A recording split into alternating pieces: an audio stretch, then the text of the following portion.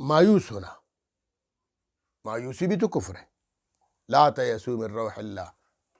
اللہ کی رحمتوں سے مایوسی مت ہو کہ ایک شخص گنہگار ہے، حد سے بڑھ کر گنہگار ہے، اب وہ مایوس ہے کہ اب مشکل ہے کہ میں جنت چلا جاؤں، اب مشکل ہے کہ مجھے اللہ معاف فرما دے، ٹھیک ہے، اب تو میرے لیے جہنم پکی ہے، یہ مایوسی ہے۔ نہ نہ نہ، اللہ فرماتے ہیں یا مایوسی ہو کفر ہے، اس طرح اللہ کی رحمتوں سے مایوس مت ہوا کرو۔ اب آؤ،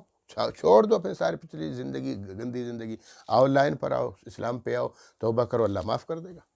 یا مثال کے طور پر ایک شخص مفلس ہو گیا، غریب ہو گیا، قرض دار ہو گیا، بس جناب اب مایوس ہو گیا، اب مشکل ہے کہ میں سدھر جاؤں، اب مشکل ہے کہ میرے حالات سدھر جائیں اور پھر میرے پاس پیسہ ہو اور میں بھی اپنی زندگی صحیح معنوں کے ساتھ مایوس ہو کے بیٹھ گیا اللہ کی رحمتوں سے، تو یہ بھی کفر، ایسا نہیں ہونا چاہیے۔ یا مجھ سے بیماریاں آ گئیں،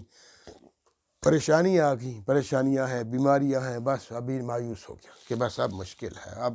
میرا سدھرنا مشکل ہے، بیماریوں سے چھٹکارا مشکل ہے، تو یہ بھی نا امید ہے۔ اللہ کی رحمتوں سے کبھی مایوس نہ ہونا، بالکل کسی صورت۔ اللہ کسی بھی وقت انسان کی کایا پلٹ سکتا ہے، تو لہٰذا دعائیں کیا کرے، اللہ کو یاد کرے، مایوس نہ ہو۔ تو کچھ علماء کہتے ہیں کہ یہاں سے مراد ہے کہ اپنے آپ کو ہلاکت میں ڈالنے سے مراد یہی ہے کہ مایوس مت ہونا،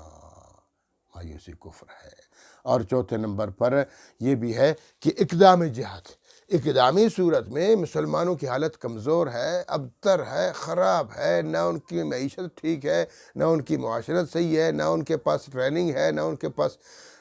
جہادی تربیت ہے، کچھ بھی نہیں ہے، بس جناب علماء کہتے ہیں اٹھو جہاد کے لیے چلو، بس لوگوں کو بھیجتے ہیں اور پھر وہاں وہ تو سارے ٹرینڈ ہے اور تربیت ہے، وہ مار دیں گے سب کو، تو اسی صورت میں بھی جائز نہیں۔ ہاں پہلے تیاری کرو اپنی سب کچھ، یہ بھی اقدامی صورت میں، لیکن دفاعی صورت میں پھر تو ہر صورت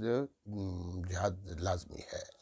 تو لہٰذا تو یہ چار چیزیں ہیں، تو اس سے فرمایا وَأَنفِقُوا فِي سَبِيلِ اللَّهِ، اور اللہ کی راہ میں خرچ کیا کرو، جہاد کی صورت میں مال دے دو تاکہ تمہاری پاور بن جائے اور تم سے روب میں پڑ جائے کفار، اور وہ ان کو جرأت نہ ہو کہ تمہاری طرف آنکھ اٹھا لے۔ وَلَا تُلْقُوا بِأَيْدِيكُمْ إِلَى التَّهْلُكَةِ، اپنے آپ کو ہلاکت میں مت ڈالو کہ تم آرام سے بیٹھے ہوئے ہو، چپ بیٹھے ہو اور کفار تم پر حملہ کرتے ہیں اور تمہیں ختم کرتے ہیں، تو اپنے آپ کو ہلاکت میں ڈالنے والی بات ہے۔ لہٰذا کسی صورت جہاد سے انکار کرنا، جہاد کو چھوڑ دینا حرام